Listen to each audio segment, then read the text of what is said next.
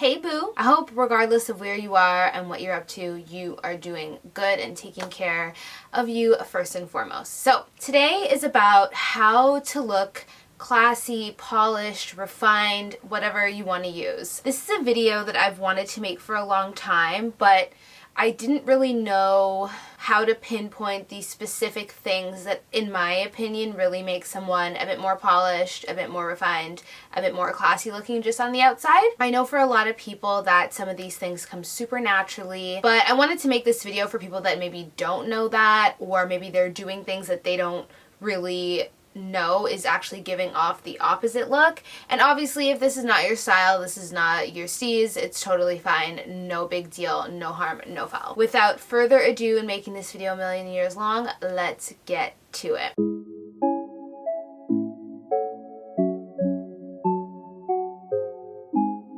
So my first piece of advice and my tip, I think, is a very, very basic one. As basic as I believe that this is, I see it so often. It actually makes my skin crawl. I don't know if it's because we have somewhat of a very big athleisure culture or what it is, but I know that growing up Jamaican, my mom literally killed us if we went to school or if we attempted to go to school with wrinkled clothing. We call it crushy clothes. It is such a thing, and I'm so glad she did it because now it is actually such a big thing for me. Mind you, I'm an adult now. I'm not really big on ironing, to be honest, and I am very mindful of when I'm shopping.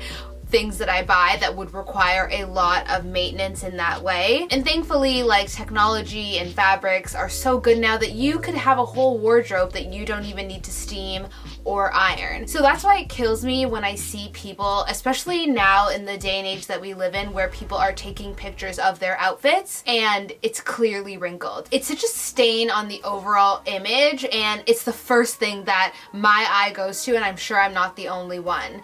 I even see bloggers do it, and I'm sure I've done it before too by mistake, but sometimes it's so glaringly obvious. It's like, smooth that out, like edit that out. It is absolutely awful. My first tip, and this is something that doesn't cost you a single dime, is to have pressed clothing, whether that's an iron or a handy steamer. I am about that steamer life. If I lived in a bigger spot, I would have a full-size steamer and a travel steamer and then an even smaller steamer. So I'm never without one. Like, have a steamer, have an iron. You can do the shower trick, which is basically hanging your clothes outside of the shower while it's going on.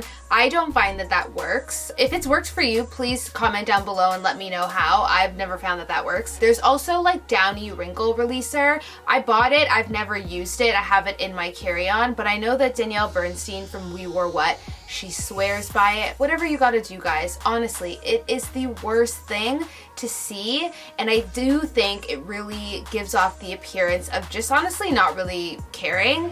And when you want to be a bit more polished and you want to appear a bit more classy, that is a very, very, very easy way that doesn't even involve changing your wardrobe to give off that appearance. Number 2 is a black, solid black turtleneck crew neck sweater. We can get into building your wardrobe in a more classic and polished way, like in another video if that's what you guys want to see, but definitely having something that is a bit more modest in coverage and versatile that could go with anything, you know, regardless of whatever bottom you have, regardless of, you know, maybe the season. You really want a black turtleneck or a black crew neck that is clean, well cut, polished, fitted. So you don't want anything oversized, but you don't want anything skin tight either, that you can wear regardless of the occasion or what's going on, whether you're wearing it to work or you're wearing it out with girlfriends. It just gives such a polished look. If you need a visual reference, you can think of a lot of French style, French editors, Audrey Hepburn. They always had a really simple classic cut black top,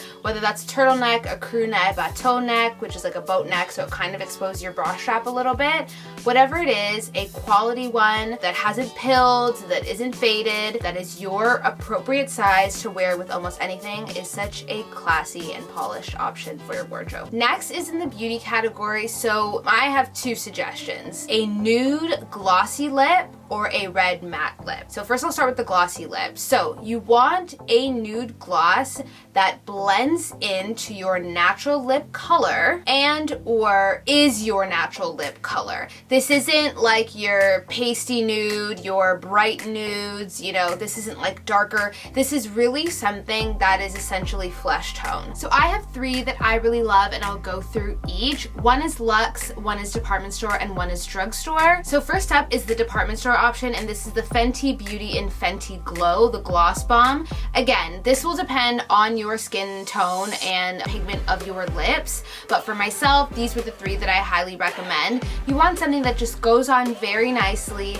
not too sticky, not too goopy, but really just blends in with the natural pigment of your lips and the natural pigment of your face. This is something that you can wear regardless of your outfit, regardless of where you're going, and look dewy, glowy, hydrated, put together, whatever you want to call it. You know, no one likes dry lips and it's actually just so unkept. So having a nice gloss on your lips that isn't like, you know, on your teeth and all that stuff. You don't have to worry about color. You don't have to worry about lining your lips if that's like an issue for you. You can just swipe this on and be good to go. You could go with clear, but I do like the way nude glosses kind of give a little bit something without being overpowering. The luxe option that I love is the Gucci lip gloss. This one's the lip lacquer in 040, and I believe it's called Spring Rose, something like that. I actually have the matching lipstick to this because I love this color. This one is a bit lighter, but it still gives me like a nice cohesive look. I've had this for a while and I would definitely repurchase. I love this one. And the drugstore option would be the Neutrogena Hydra Boost Hydrating Lip Shine in Pink Mocha, which is number 90, or you could also go with, I think, the Almond Nude. That's a lovely color as well. This one is a bit deeper with a pink undertone, but again, spectacular. I love them. This has hyaluronic acid, so it's very, very hydrating. Not too sticky, I find, and again, just goes on a nice light wash of color, stays on the lips. So in terms of having a red matte lip, I believe that red is pretty much the only color that looks good on everyone. I used to work in beauty and people would come in all the time and say red doesn't look good on me, it doesn't suit me, and that's just simply not true. I've never met a client or anyone personally that red hasn't looked good on. The key is finding the right type of red for your skin tone, for your undertone, and also the look that you're going for. Me personally, I prefer a medium tone blue based red. I like blue based reds because they make your teeth look whiter, and I have a neutral undertone so I could kind of go both ways. Orange reds do look good on me. I just don't love the look as much as I love a blue based red. For example, today I have MAC Cherry Lip Liner lined on my lips, filled in all the way. I've got a little bit of MAC Relentlessly Red, which is a blue base but slightly more on the pink side, a little bit underneath, and then I have on top the Sephora 01 Classic Red, which is my favorite. I'm not a huge fan of red being glossy. I think it's too much. I think already having red lips is more than enough. You're making a very polished, put together statement. It's not that it's bad, it's just not the look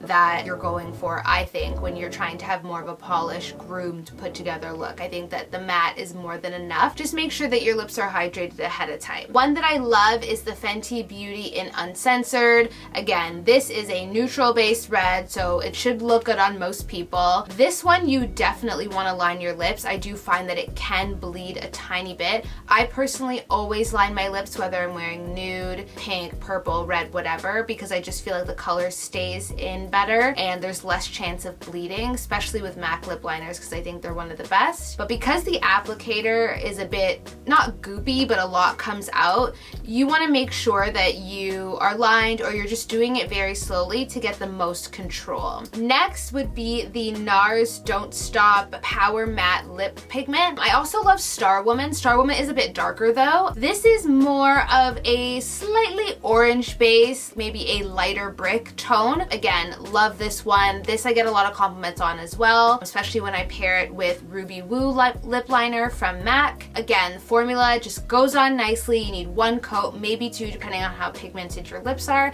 and it really just stays all day. You don't have to worry about making a mess as long as you're not eating anything too greasy and you've got, you know, a nice napkin to kind kind of just blot your lips very quickly, just on the insides and maybe on the bottom, so there's no bleeding.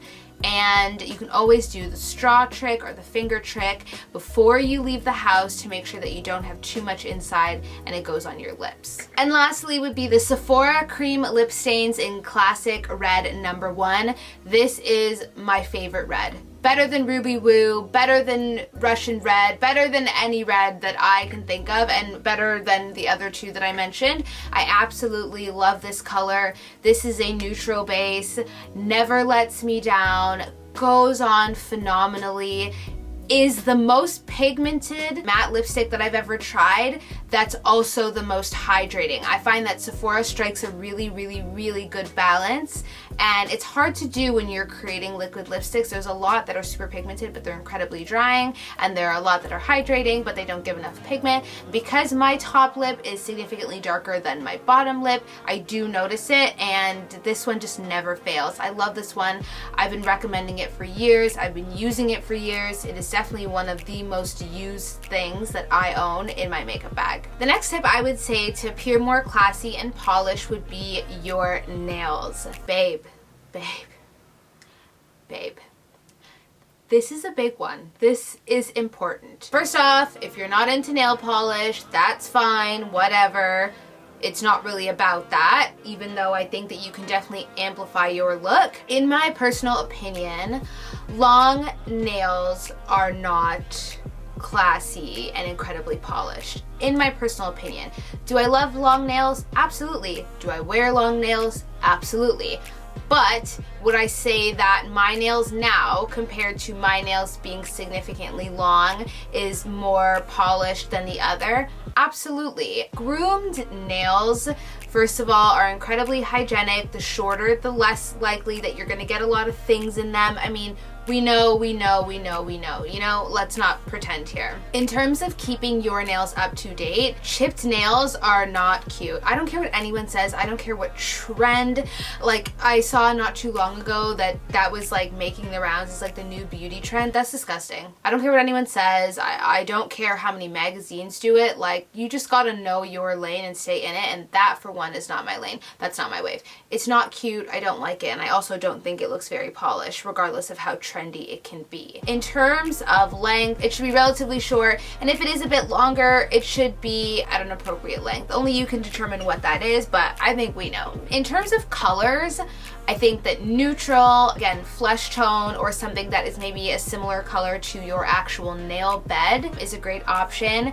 Red and deeper colors. So for me, I don't like black. I think it looks incredibly harsh. I don't think black looks good on anyone, to be honest. But I love like an oxblood, like a deep oxblood. I love a deep green. I used to wear deep greens and deep navies for a really long time, and I still do when I get tired of red. A deep red, like a wine color. I think that those colors look incredibly flattering, classy, polished, ladylike, whatever you want to say, on everybody. I think regardless of your skin tone, regardless of your style, I just think it's well suited. I'm not a huge fan of white nails. It's too bright for me. It's too vacation-like. I like white on the toes, but me personally, I don't like white nails. That's just, I'm just not into it. I love gray. Gray is a nice color. I wouldn't say it's like classy and polished, but I do think it's a cute color. Bottom line, keeping your nails well manicured, colored, and done, I think is incredibly important. If you're not into nail polish, no worries.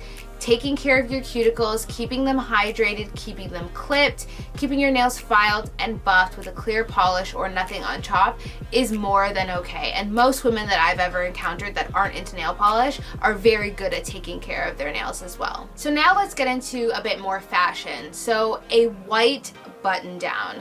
You knew this was coming. This is a wardrobe essential. And again, it's something that doesn't matter how much you weigh, doesn't matter how tall you are, doesn't matter how your style, like it can work with everything. There is a way to do it. I would say, and this is a lesson that I've learned the hard way, is wait for the right white button down. There are a lot out there that you can get, but you really want something that, one, feels good on the arms, is comfortable, fits the bust as well as the waist, and is not too thin. So you don't want something that's super, super thin that you'd have to layer underneath if you were in an office.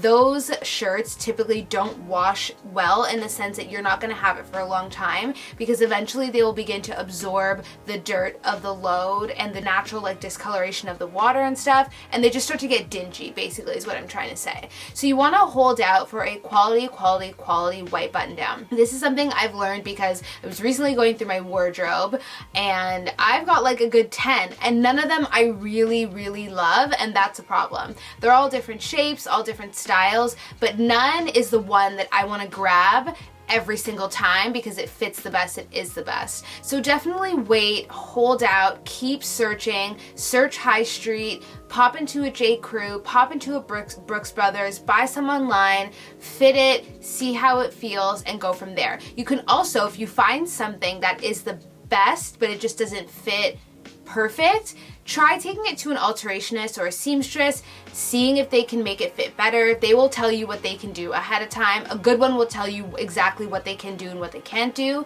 and go from there. Some of my best pieces I've definitely got at thrift stores or I've bought online, and they just haven't fit perfectly, but then I bring it in to Carmen in Covent Garden in London, and I mean, she's phenomenal and she's turned it around. So quality button down, you just cannot go wrong. Next up is a low block heel. Again, this might differ a little bit depending on your style, but I do think that, one, heels are incredibly flattering. They elongate the leg, they make you stand up a bit straighter. They just do so much for women, right? We all know that quote that Marilyn Monroe said. At least I think it was Marilyn Monroe. If I'm wrong, then please correct me. But you want to have a heel that you can actually walk in. The worst is to see women and young girls in heels that are clearly too large, too thin, too uncomfortable. It's an eyesore, and we've all been there. I used to do it. I used to be bobbling my way to the club in heels that were way too high for the occasion, and I couldn't walk in them. We've all done it, right? But when you know better, you do better. And a low block heel, and the reason why I say a low block heel is because you want a heel that you can walk in for a significant amount of time. You want a heel that if you grabbed your girlfriend and you guys went to the mall for 4 or 5 hours, you could walk in that heel. You know, a lot of us live in cities. Cities don't have the best sidewalks. It slopes, you've got cobblestone, it's a mess, right? So what is something that you could wear in the city, going out in the daytime, maybe day to night, whatever, that is going to be flattering and go with everything? I have my Sam Edelman block heels. Obviously, these are a crazy, obvious Chanel dupe. I love them. I have worked these heels into the ground. Like, if you follow me on Instagram, which you should, handles down below, I kill these. I love them. As soon as the weather gets warm, like right now in London, it is starting to get warm, but you know, we're all in our house. I kill these because they go with everything. I wear them to work, I wear them on the subway, I wear them all the time. And I love wearing a little heel that I can walk in instead of wearing flats.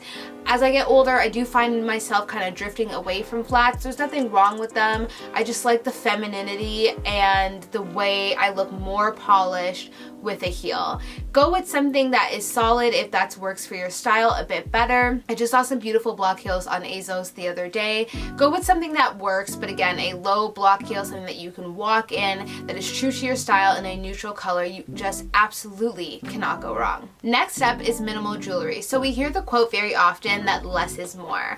And while I definitely go back and forth with that, I do think that when you're looking for more of a classy and polished appearance, less is more. But that doesn't mean boring. I think that that's what I struggle with, is that sometimes less to me just looks boring. But I have found a way to have a bit of balance with jewelry in terms of less is more. So no, I'm not going to wear very obvious like large earrings and then a big necklace and then a bracelet and then throw on an anklet. So probably not. Depending on the look I'm going for, I probably wouldn't do that. But what I would do is wear small studs, dainty necklaces, maybe 2 or 3 to stack them, or 1 if that's your preference, and I would leave it at that. I think that if you're wearing long earrings, you really shouldn't wear a necklace. I just think it's a lot going on, especially if you've got your hair down. It can just be a lot visually, but I think that minimal pieces allow you to not be boring. Stack them if you want. You could even take a necklace, wrap it around your wrist a couple times, and wear that as a bracelet, and it still gives you the appearance of looking classy and polished and put together. I never leave the house without earrings. I don't feel complete without them. I feel like my face is missing something, and I, honest to God, every single time I'm getting ready, regardless of where I'm going, as soon as I put on a pair of earrings, I just feel more complete. I feel like my face is brighter, like I'm just ready to face the world. It sounds so cheesy, but I genuinely feel like that. A lot of days I will just wear small studs like I'm wearing today, or gold balls that I got for Christmas, and I love them. They do exactly what I need them to do, which is brighten up my face, pull my whole face together without having to do too much, you know what I mean? So minimal jewelry, I would invest in quality jewelry. You can do semi-fine or fine jewelry. Lots of costume jewelry now is gold plated, so look for your 14 karat, 18 karat. If you can afford 24 karat gold plated, that's absolutely fantastic. Gold vermeil is a great option, which is a less expensive gold in the way they do it. Daphne is a great brand for gold vermeil. It's a good price point. And again, if all else fails, heirloom jewelry. I love looking at Etsy and pawn shops for real vintage jewelry that is completely 100% authentic in its gemstones, its diamonds, and its gold count for a discounted rate. That is my favorite way to shop for jewelry, and I've acquired some amazing pieces.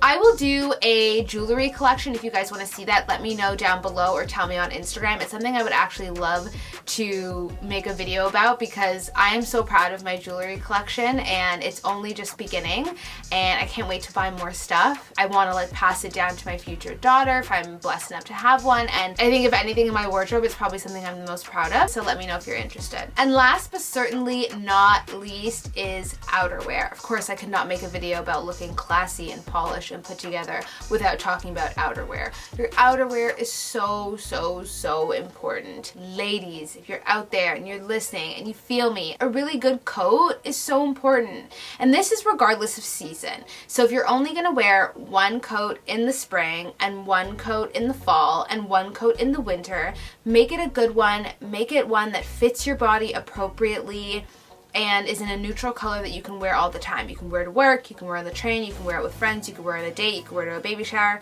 You get my drift? This is why people say invest in outerwear, because you wear it all the time. One, if it's cheap, it'll break down very quick. It'll literally break down before your eyes. And two, it just starts off everything bad. It doesn't matter how nice your outfit is when you've got a crappy coat on. It's so, so, so important to invest. And again, it brings your look together. And to be honest, it can be your look. That's the beauty of having a nice coat, is that it can be your statement. While wearing the simplest thing underneath, you can have the most gorgeous coat over top, and that's all anyone cares about. So whether it is a straight cut coat or a wrap coat or a trench coat, you want to make sure that it's quality, it's made well, fabrics are appropriate, good blend. A lot of coats now have a lot of polyester in them, so you want to make sure that if there is poly, it's blended well. A quality coat. I cannot stress that enough. A lady has a quality coat. And on top of that, you want to make sure you're taking care of your coats. Every season, take your coats to go get dry cleaned. Take them to get repaired. Reinforce the buttons, reinforce the pockets, fix the zippers. Those things are incredibly important and make such a huge difference in your outerwear. Every summer, I take my trench coat to go get dry cleaned, reinforce the buttons, and repair any lining issues that I might have. And I've had a Zara trench coat for years, and people still stop me and ask me, where did you get that trench coat from? And I'm like, oh, I'm so sorry, I bought it from Zara like 7 years ago. But you would never know that the coat is that old because I keep it in great condition. So not only invest in good outerwear, but even if you're investing in a coat that's $70 as opposed to a coat that's $700, do your best to take care of it, which includes the steps that I mentioned before, and you will increase increase the value of that coat for years to come. So that's it for me. I hope that you guys enjoyed this video. I know that it's a bit more general than my normal videos, but I really enjoyed making it. I love just sitting here and chatting with you guys. Honestly, I think those are my favorite videos to make. Of course, if you have any suggestions, let me know. Like, subscribe, and share. Tell me on Instagram or down below, did I miss something? Is there something that you believe is more classy and polished that I totally forgot about? Let me know. I'm always open to suggestions, and I'm sure I missed something, and when I hear it, I'm gonna be like, oh yeah, duh. Like your hair, having your hair groomed is very important. But yeah, let me know if I missed anything, and until next time, guys, I will see you in the next video. Take care of yourselves. Bye.